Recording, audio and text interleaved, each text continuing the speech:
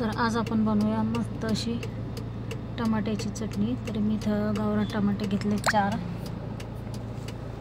आणि त्याच्यावरचे देठ असे कट करून घ्यायचे। त्यांना 2 भागात कट करून घ्यायचं आहे आणि पॅनमध्ये थोडंसं तेल टाकून असे उलट्या साईडने ठेवायचे। अगोदर थोडंसं फ्राय होऊ द्यायचं आणि सोललेलं लसूण टाकायचं आहे, मीठ टाकायचं आहे,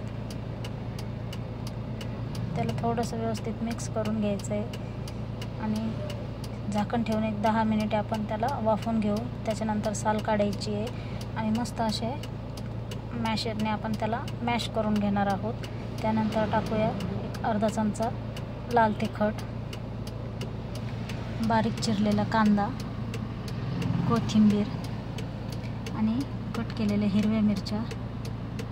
तर इथे गॅस नाही चालू ठेवायचा आपल्याला, नंतर टोमॅटो वाफवल्यानंतर गॅस बंद करायचा आहे आणि मस्त अशी रसरशीत टोमॅटोची चटणी तयार आहे। चटणी खायला भाकरीसोबत, भातासोबत, पोळीसोबत खूपच छान लागते। रेसिपी आवडली असेल तर लाईक, शेअर आणि सबस्क्राईब करायला विसरू नका।